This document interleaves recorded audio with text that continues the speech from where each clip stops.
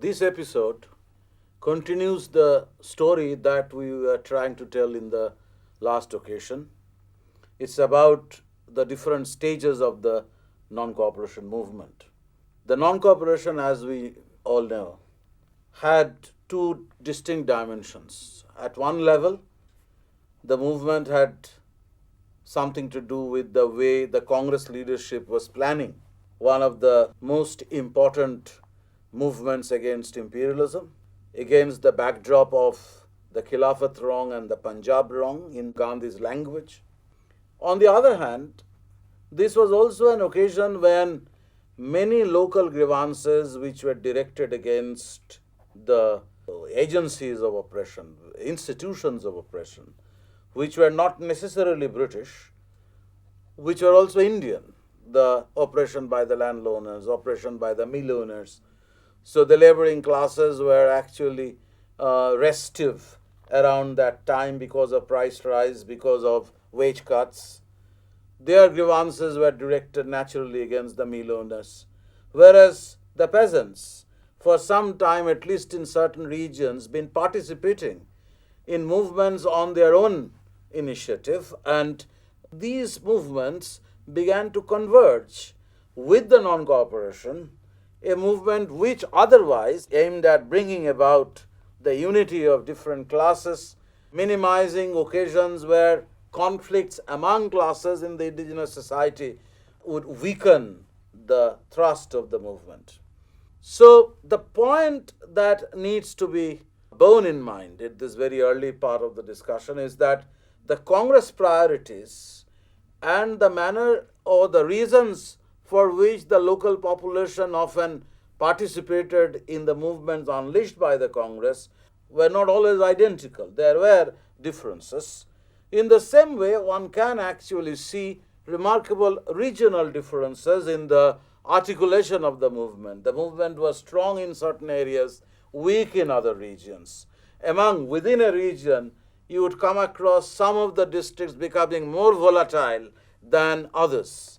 The movement, seen from the perspective of the All India Congress leadership, went through different phases. So it is a very complex kind of an event where you have multiple subplots woven into this story. You have differences regionally, you have differences temporally.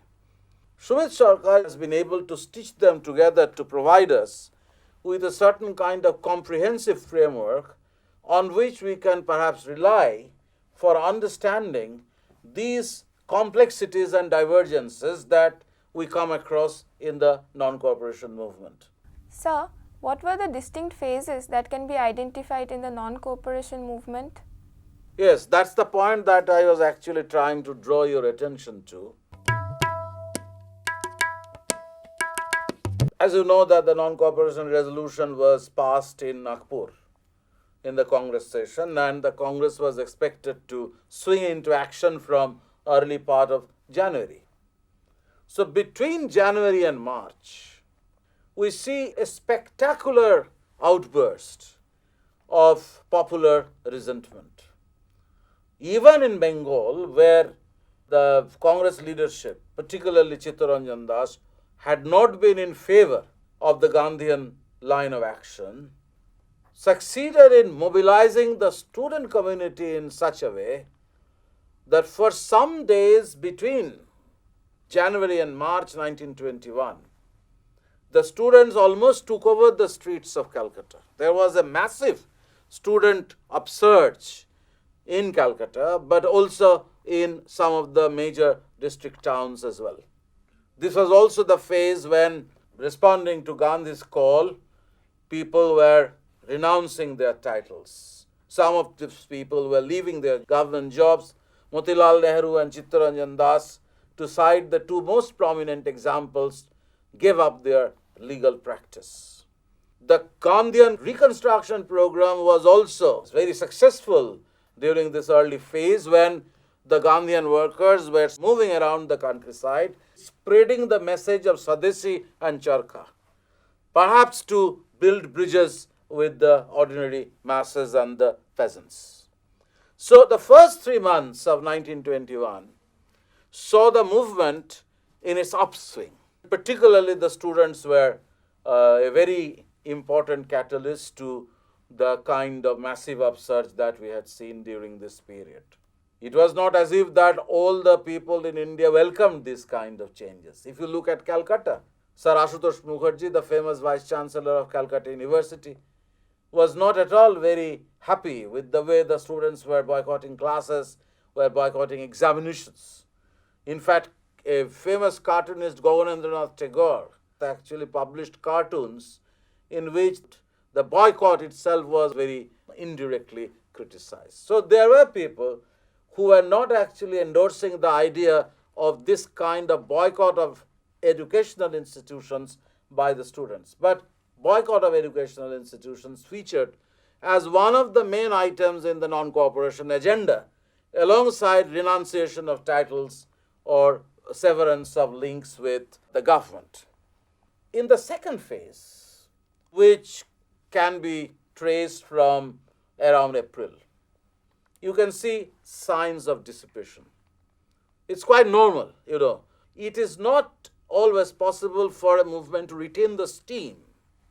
So once the signs of dissipation became evident, the Congress leadership began to concentrate more on what in modern parlance would be called party building, creating an organization so that this organization would be able to carry the mantle of the leadership, at least in the local levels, during the course of the movement. Excuse me, sir. Sir, to what extent did the business community support the Congress, considering the fact that the boycott of foreign goods was likely to affect their business interests? That particular question relates to the way the different classes of people actually supported the Congress or supported the movement. Once the signs of dissipation actually came, the emphasis was naturally on organization building, and one of the critical events of this phase was the initiative to create what is known as the Tilak Swaraj Fund. The idea was to mobilize financial resources for the Congress to sustain their agitational activities, organizational activities. On June 30th, the AICC met at Bombay. And the emphasis now came to be placed on boycott of foreign goods. Bonfires were taking place where foreign goods were burnt. And many businessmen, in fact, refused to import foreign textiles. At times it is suggested that because of an adverse exchange ratio, when the rupee was declining in value in relation to pound sterling, the businessmen were required to pay more for what they were importing. So some people argue that that might have been the consideration for the business people to stop importing foreign textiles. It was not because of any deference that they felt towards the idea of boycott of foreign goods. But it seems that it is a very narrow kind of an explanation. One may perhaps link it with the larger consideration that these business groups had about the protectionist demands of the Congress.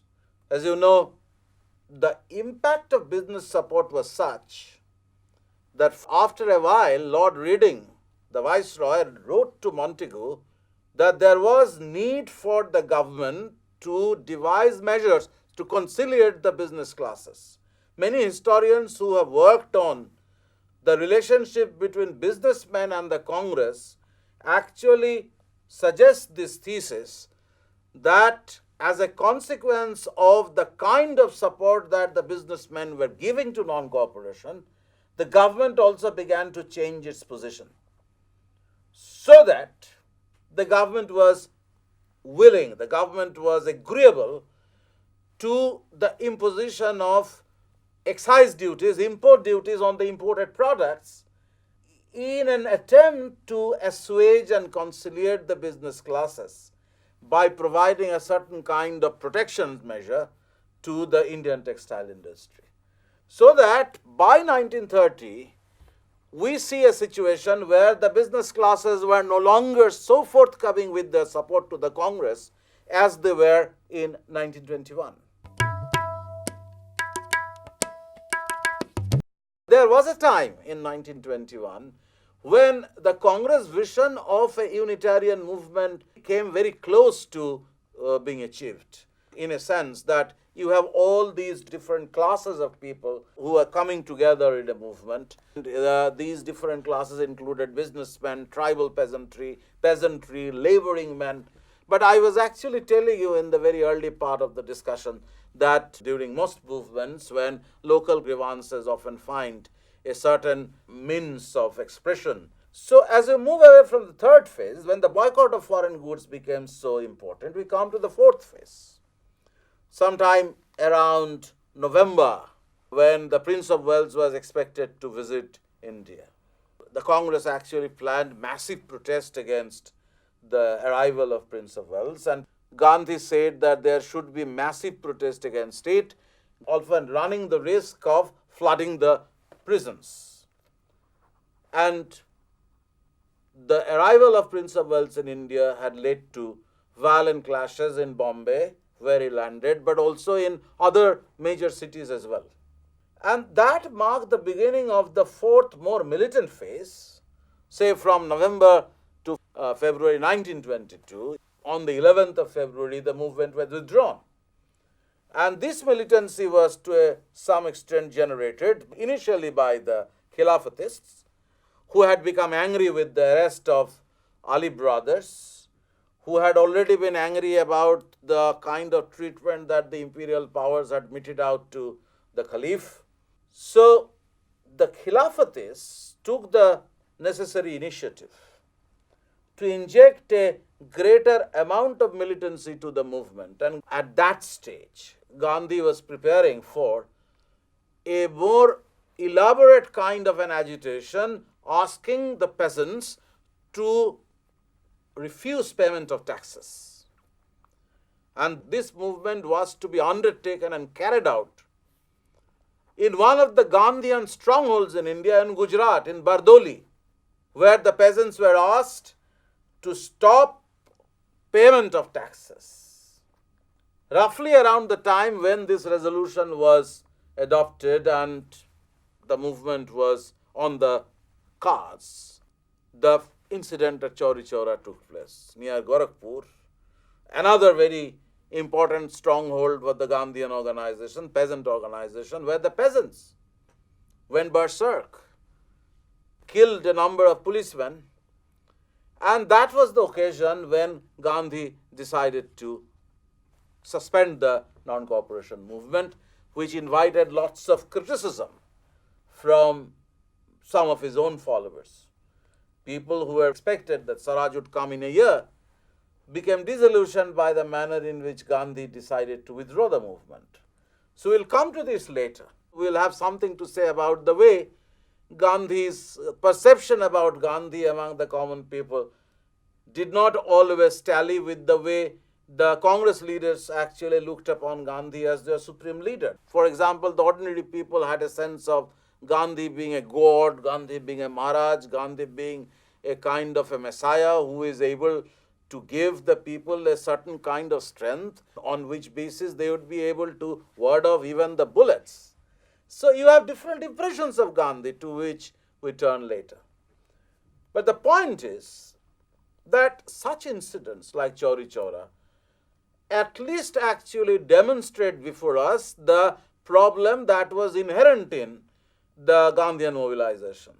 The logic of Gandhian nationalism, as you said, was to unleash a movement against imperialism, but it had to be a controlled mass movement.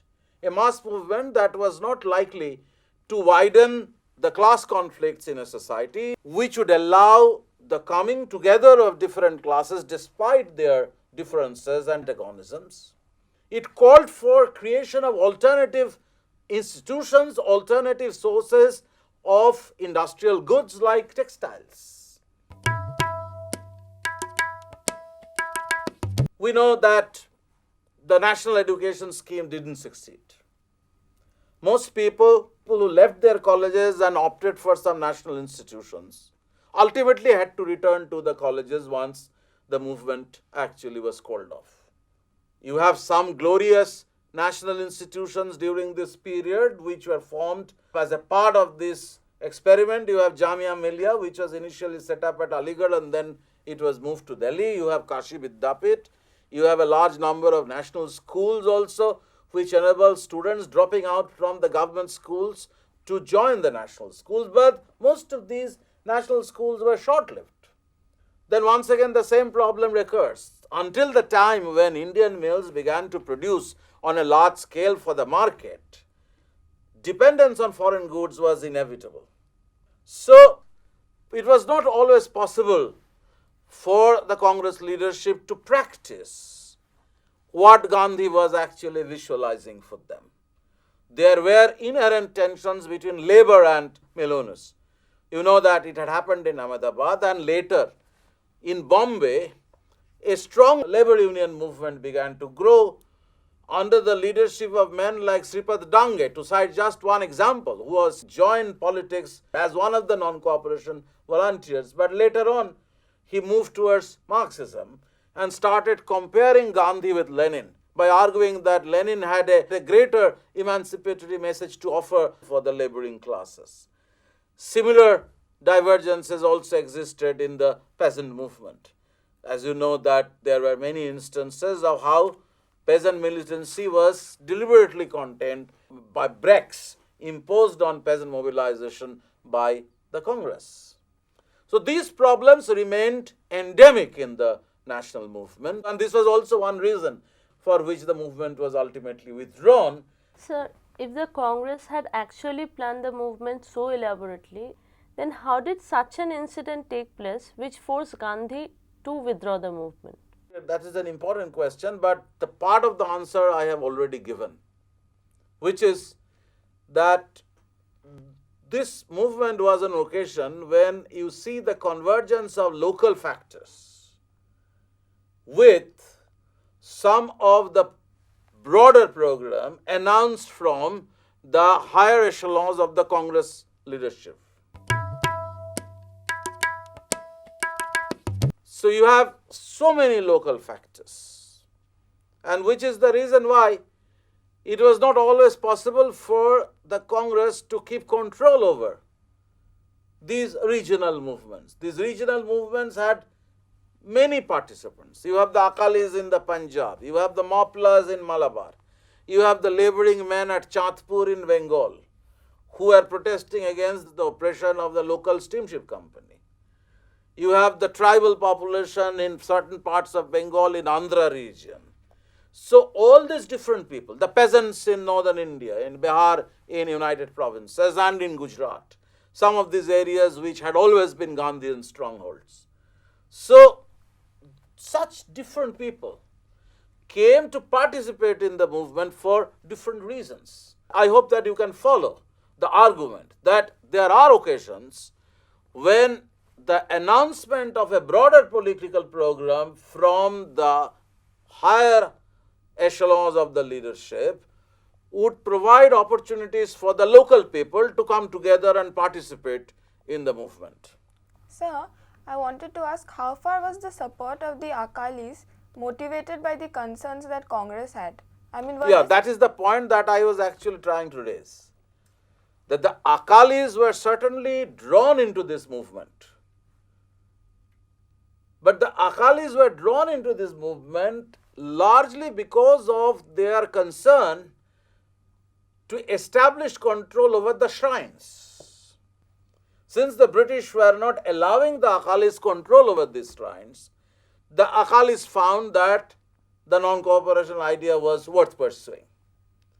So when those demands were subsequently met, the kind of intensity in the participation of the Akalis in 1921 that we see naturally began to decline. So let us take, for example, another important event taking place in southern India. The non-cooperation was an occasion when the Moplas, spurred on by the Khilafatists, began to participate in a massive uprising against the imperial state. But the Mopla uprising had a long history, as you know. It goes back to the middle of the 19th century, and between 1836, when the first Mopla uprising took place, and 1921, you had as many as 90 rebellions, big or small. So in 1921, it acquired a massive proportion because of the Khilafatist campaign in the region, which managed to draw in the Mopla peasantry of Malabar, the Muslim peasantry, local Muslim peasantry, as they were known as Moplas, into the non-cooperation movement. So there was always this possibility of a movement which converged with the non-cooperation because of the influence of the Khilafatists, and then drifting away from the main objectives of the movement by espousing causes which had nothing to do with the fight against imperialism. Mopla rebellion of 1921 is a case in point, which after a stage acquired communal overtones, even though in the initial stage the participation of the Moplas was a part of that Khilafatist non-cooperation combination. These are problems which would recur over and over again in the history of Indian agitation. But apart from Kerala, where the Mopla movement gave some strength to the non-cooperation, as you move to the Tamil country, you see that the representative of the lower caste, the Justice Party, was willing to participate in the council election. They did. Even though the scale of voting was low, the Congress was looked upon as the agent of the North Indian Brahmin elite, and the Justice Party claimed that they were representing the original Tamil settlers. So you have in Tamil Nadu, where the non-cooperation movement actually generated labor strikes, generated some amount of popular involvement in mass movement, but there were other factors as well, other tendencies as well, of the kind that you see in the Justice Party participating in the council election, taking a position against the Congress. But as you go up and come to Andhra, you see suddenly the province comes into prominence as a major center of agitation, particularly coastal Andhra, on which much has been written about people, the literate people, the intelligentsia, participating in the movement on a grand scale. But within Andhra, apart from the intelligentsia who were certainly expected to participate in the non-cooperation movement as a part of the Congress leadership, as a part of the nationalist leadership, you have the Gudam Rampa uprising. This is the tribal movement in the hilly region of Andhra. So similar tribal movements also took place in Bengal. For example, in Jhargram region, in West Midnapur region, you have tribals participating in the non-cooperation movement under the leadership of Bhadralok leadership. Congress leaders succeeded in mobilizing the peasants in the region, but they had their age-old grievances against forest laws, against the way their access to forest had been undermined by the imperial forest laws. Similar things happened at Kumaon as well, where there had been an ongoing movement led by a man called Badridat Pandey against the kind of forest laws which had deprived the forest people, the tribal people, of their usual access to forest resources. So you have such kinds of tribal mobilization as well during the non-cooperation movement. But the heart of the movement certainly was in northern India, among the peasants, in Bihar, in United Provinces, and in Gujarat. These were the three Gandhian strongholds. As you know, that Gandhi had started his career in Indian politics from Gujarat with the Satyagraha at Kheda, but then you have a large group of followers of his who managed to inculcate these Gandhian principles adequately among the followers. But even there you have tribal barayas who did not wish to remain limited by these Gandhian prescriptions. You have in United Provinces an ongoing peasant movement from an earlier time. Then these peasant movement began to converge with the non-cooperation with local leaders like Gauri Shankar Mishra, about whom we had said something in the last occasion when we talked about the background to the non-cooperation movement. But if you look at UP and Bihar, United Provinces and Bihar, and see the contrast, there also you see the complexities. In Bihar, the leadership was recruited largely from small landowners who didn't wish this movement to become very militant. In UP, the situation was different, where the Congress organization could easily be activated against the powerful landlord classes who were usually loyal to the empire since the middle of the 19th century. Ultimately, as we try to round up this discussion, the discussion on non-cooperation, considering the very complexities, considering the varieties of factors that actually began to converge, we have to admit that this was one of the greatest happenings in Indian history. The British felt that they were perhaps facing an onslaught that they had never seen after 1857. They were unnerved by the extent of this mobilization. At least for some time, the different levels of Congress leadership, including men who were not very happy with Gandhi's emergence as the leader of the Indian people, accepted his lead, swung into action. But one should always remember the fact that movements of this kind cannot be sustained through a long period. Once the Congress movement was withdrawn, for which reason Gandhi had been severely criticized by left-wing historians who would always say that Congress had betrayed the masses after actually bringing them into the movement. So these restraining influence of the Congress is often looked upon as betrayal of the peasant cause or of the cause of the people by the Congress. But one should always consider the difficulties in bringing together different classes of people in a movement against colonial rule. The Congress's objective was not to start a social revolution. The Congress's objective was to win power from the British. So the perspective of a social revolutionary is not going to be very useful for understanding the difficulties of the nationalist leadership.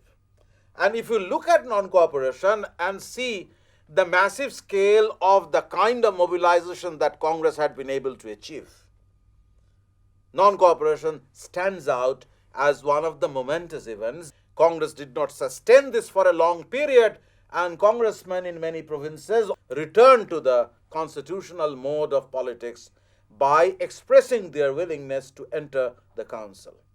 But in the conflict between nationalism and imperialism, there was no final solution.